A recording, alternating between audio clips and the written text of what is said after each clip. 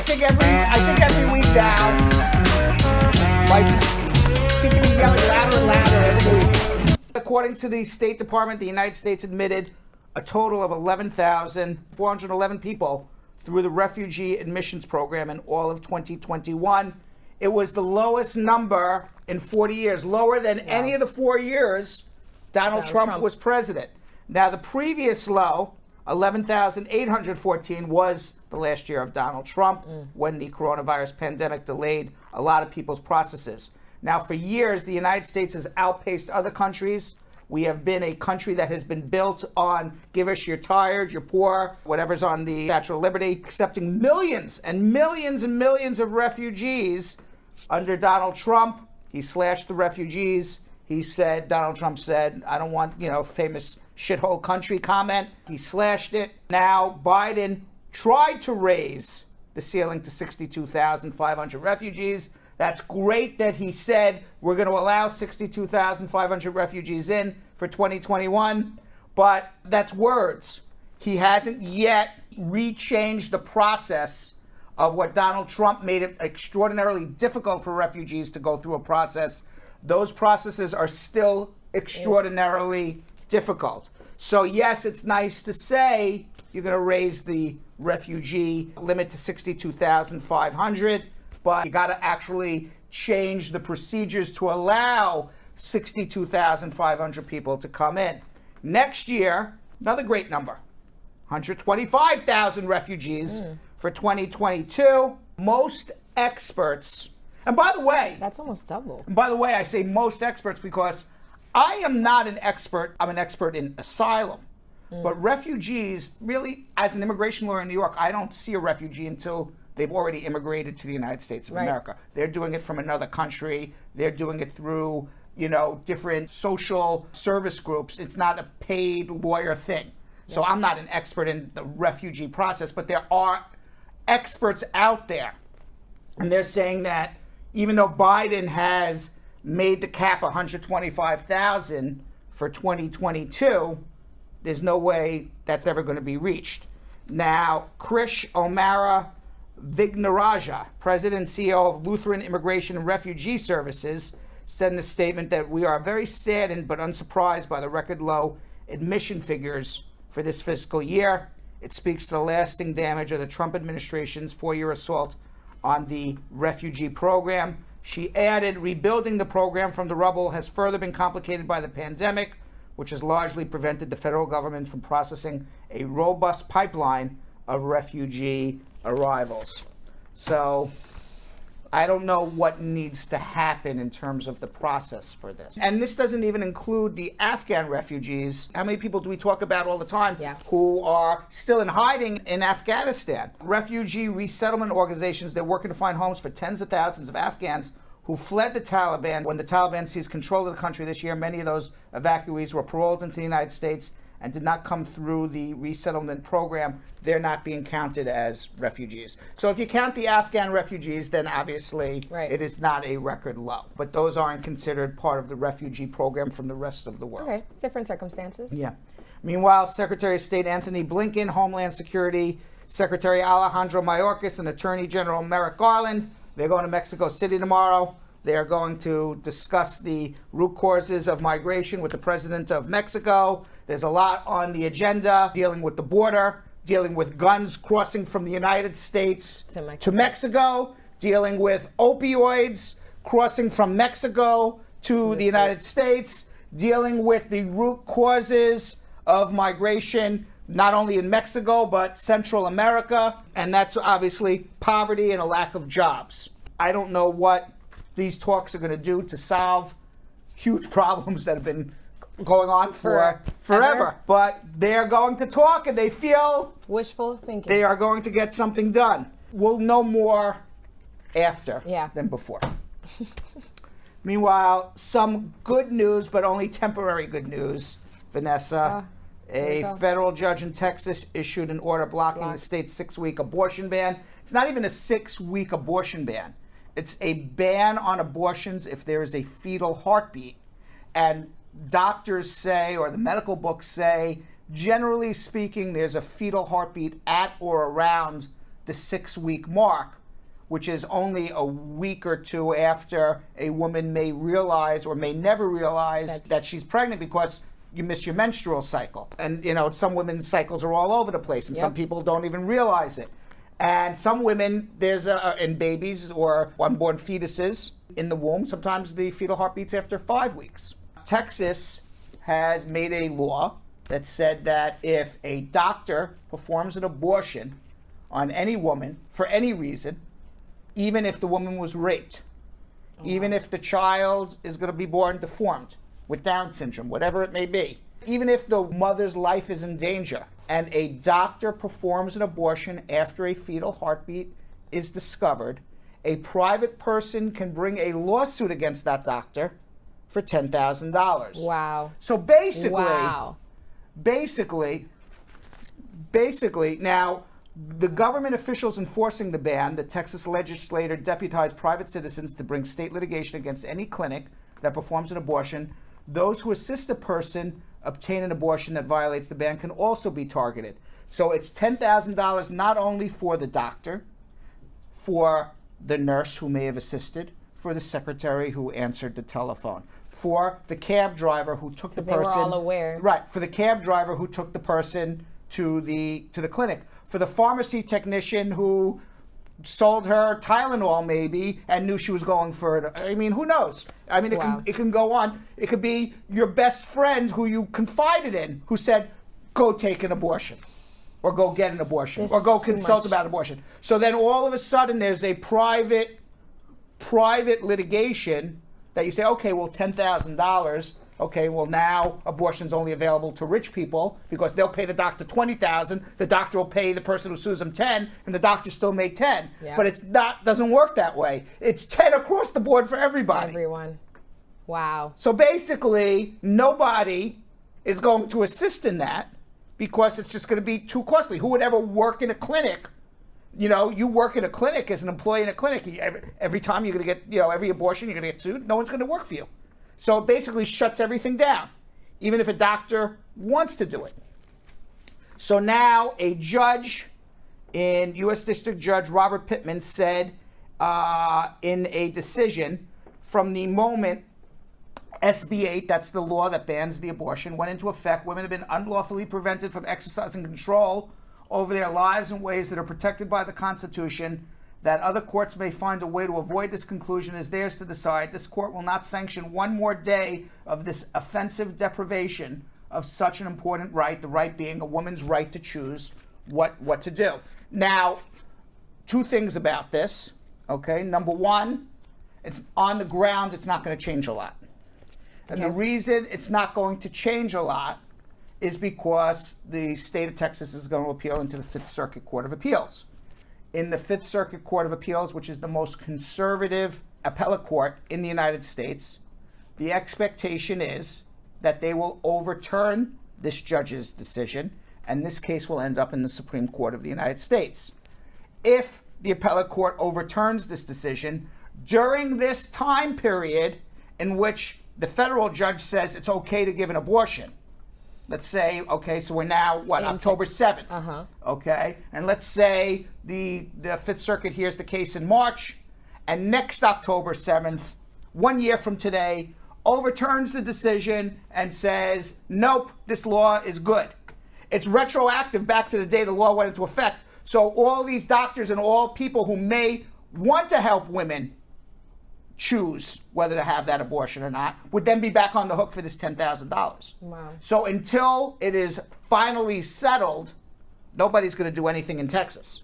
I mean, you'd be pretty foolish to do that. Yeah. So now, 1973, for those who don't know, Roe versus Wade, that gave a right for women to make a decision on their own bodies.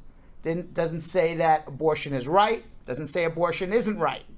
What it says is it's up to a woman to decide what is right and what is wrong for her own body. Now, with the exception of one doctor who wrote a Washington Post op-ed claiming he had performed an abortion that violated the ban, every clinic, as far as we know, at least publicly, has complied with this law. So now Planned Parenthood says its Oklahoma providers have seen a 133% increase in patients from Texas, while its providers in New Mexico have seen a 67% jump in patients from Texas. So people are traveling to other states to do the abortions, Yep. but not everybody can do it. Obviously, there is a cost in going, there's a value in time in going, and then there's the ability to actually travel a long distance, who has a car, who can get on the train, you know. I feel like it's already enough weight if a young woman or if a woman doesn't want this to happen, and then to figure out like how to get it done. You know what I mean? Like, Yeah, I mean, can I have you, to leave the States in order to, you know what I mean? Can you picture yourself as maybe a single woman, okay, pregnant, Right. no, especially Unfortunate event, maybe, let's say, right, you know, whatever it like may we always be. say. Maybe you don't have a support system. You're Alone. all alone. What are you going to do? Yeah. Where are you going to go? Yeah. Now, following up on what I said in the beginning, which is it's not a law that bans abortion after 6 weeks. It's a law that bans abortions The heartbeat. as of the heartbeat.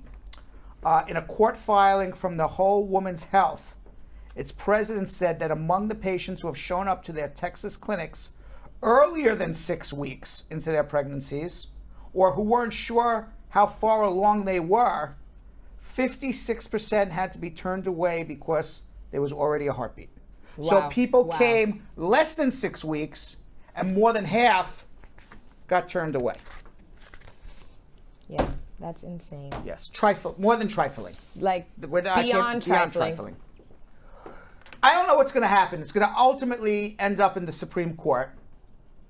And my concern, I see where it's going. No, I know. When we started discussing, and then Florida was considering it. Yeah, and I see where it's going. The Supreme Court is going to end up that, with some exceptions, maybe, you know, saying that states can't outright ban abortion, but what they're going to do is they're going to say it is a state's rights to set the parameters of abortion.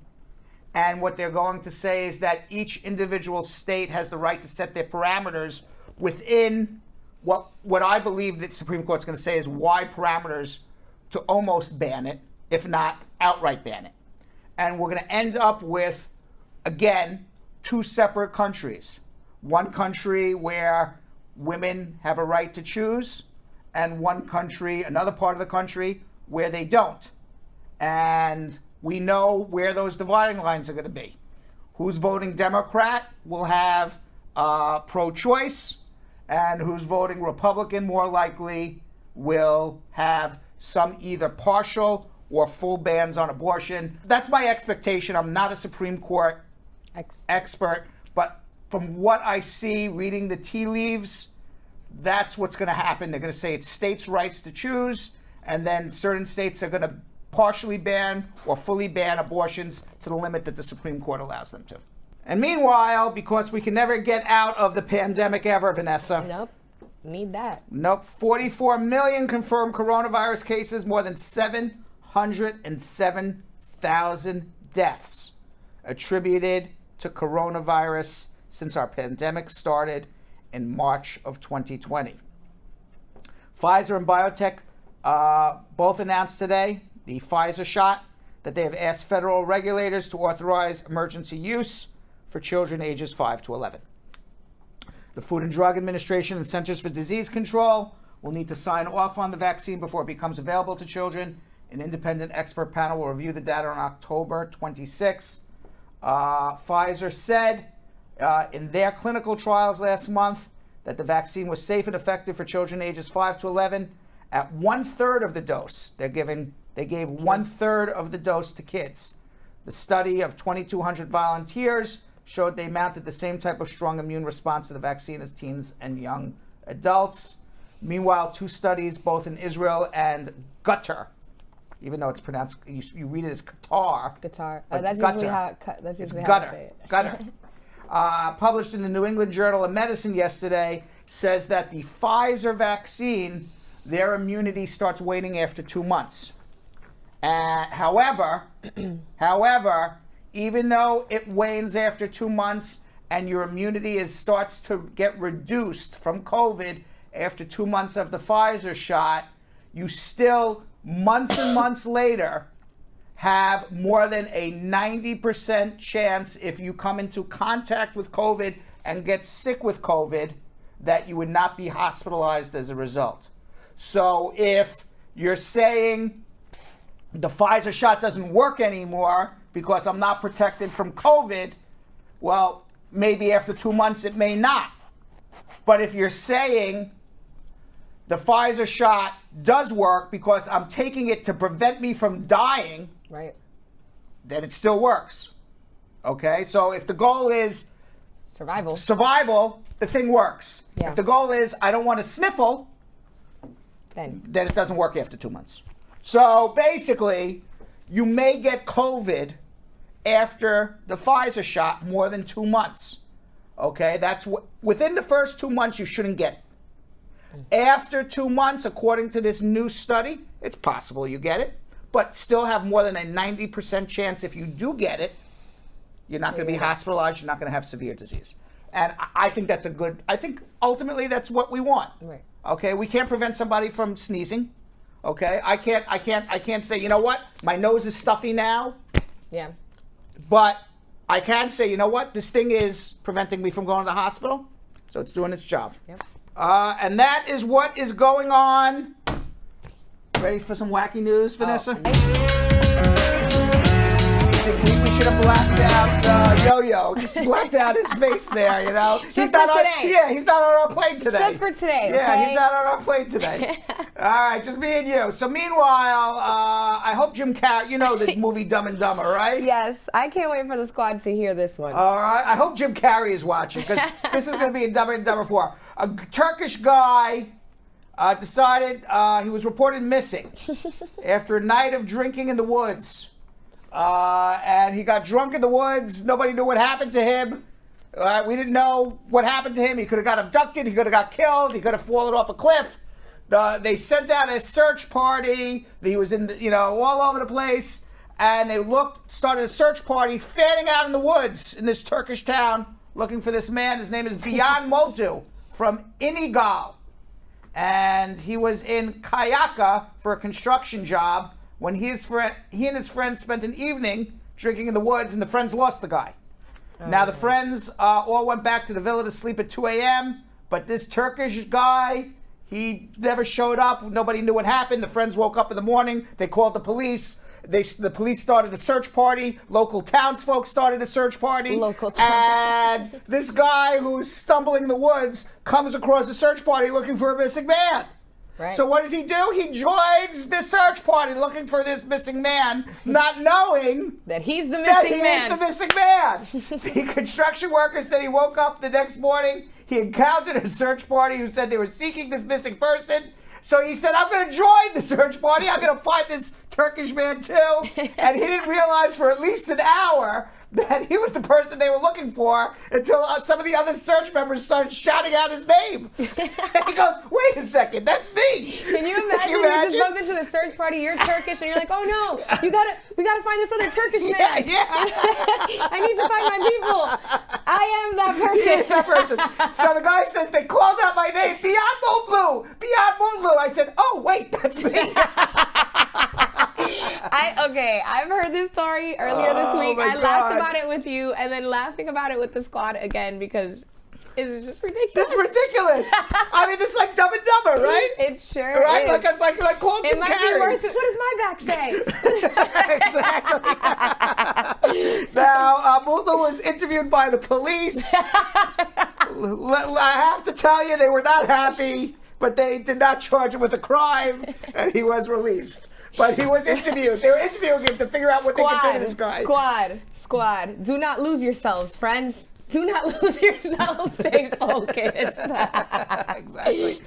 All right. Meanwhile, an Israeli archaeologist, they found a rare ancient toilet in Jerusalem dating back more than 2,700 years. Apparently, people in Jerusalem, in what is now obviously Israel. But back in Palestine 2,700 years ago, were sitting on toilets Obviously, relatives of mine. Right. Knowing me, that's probably relatives of mine somewhere. The Israeli Antiquities Authority said the smooth, carved limestone toilet was found in a rectangular cabin that was part of a sprawling mansion overlooking what is now the old city of Jerusalem. It was designed for very comfortable sitting with a very deep septic tank dug underneath. Can you imagine 2,700-year-old toilet? Man. That's what I say, man. There's been probably a lot of crap that's taken. That is. A lot of crap is taken.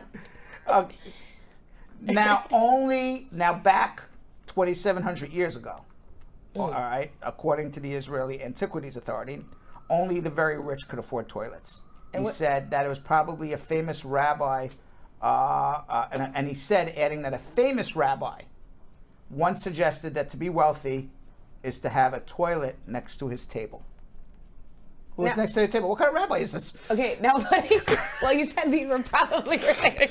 What do you think about that? What do I think about having a toilet next to the table? Or that's where your value is. I would not want the toilet in the same place where I'm eating. That's what I have to think about. It's just for immediate, it's a convenience thing. Yes, right. So apparently 2,700 years ago, that's what they did.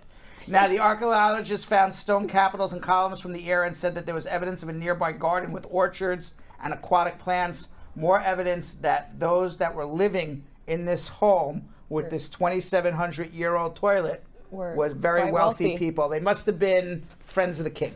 Yeah, for sure. Right? The friends of King David or King Solomon. That's what I'm getting. Right, or one of the kings, right? Meanwhile, talk about rich people, Vanessa. A new Pokemon Oreo has fans getting very excited.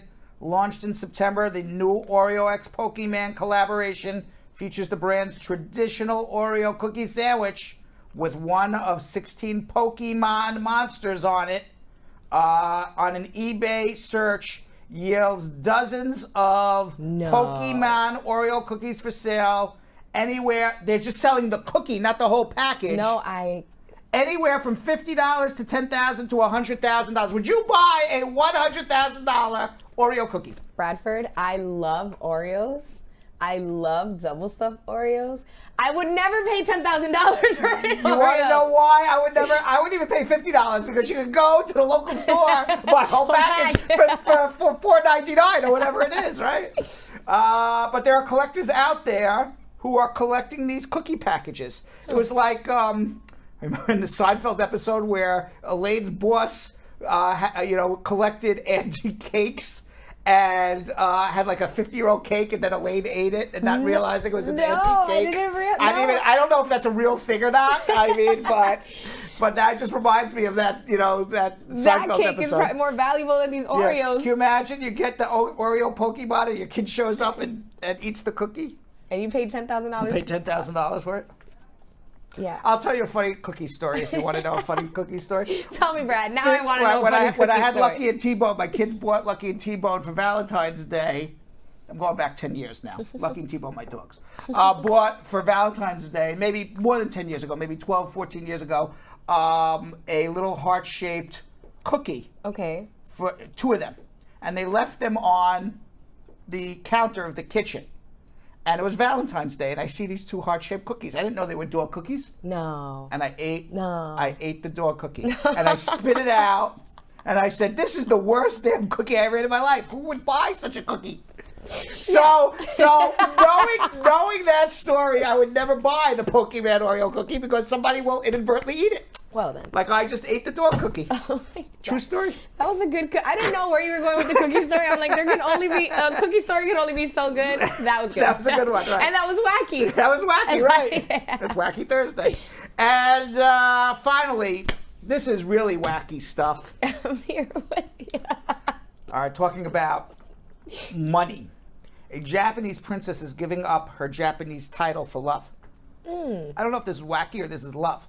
Not only is she giving up the princess title, but she's also has to return $1.3 million in her dowry because she is not marrying who the emperor wants her to marry, or I guess who under tradition she's supposed to marry.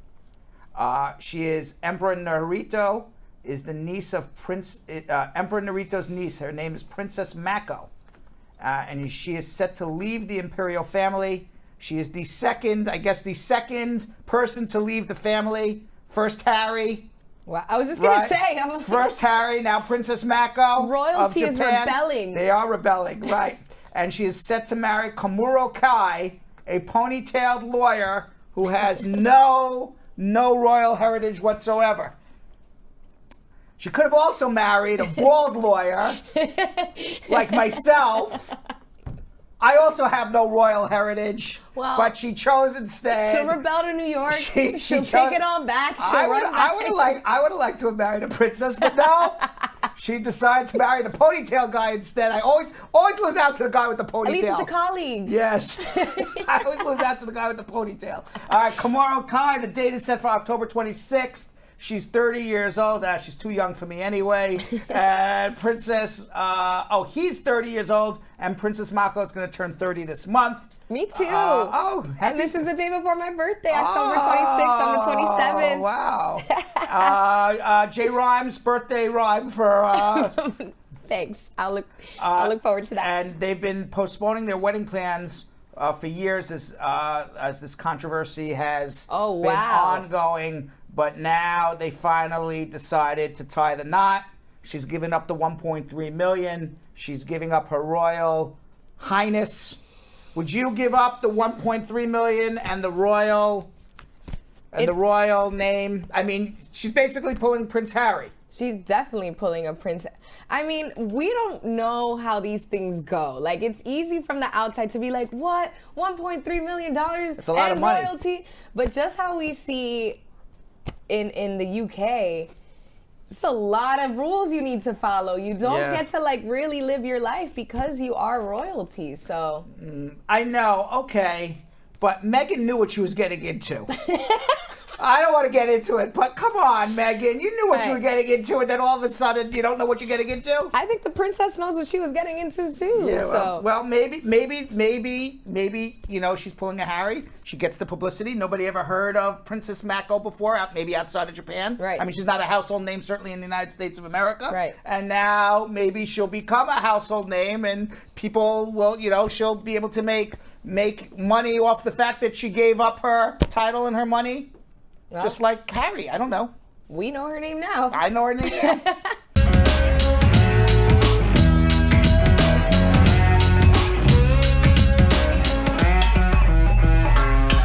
Thanks for watching. For more Brad Show Live, like and subscribe to our YouTube channel.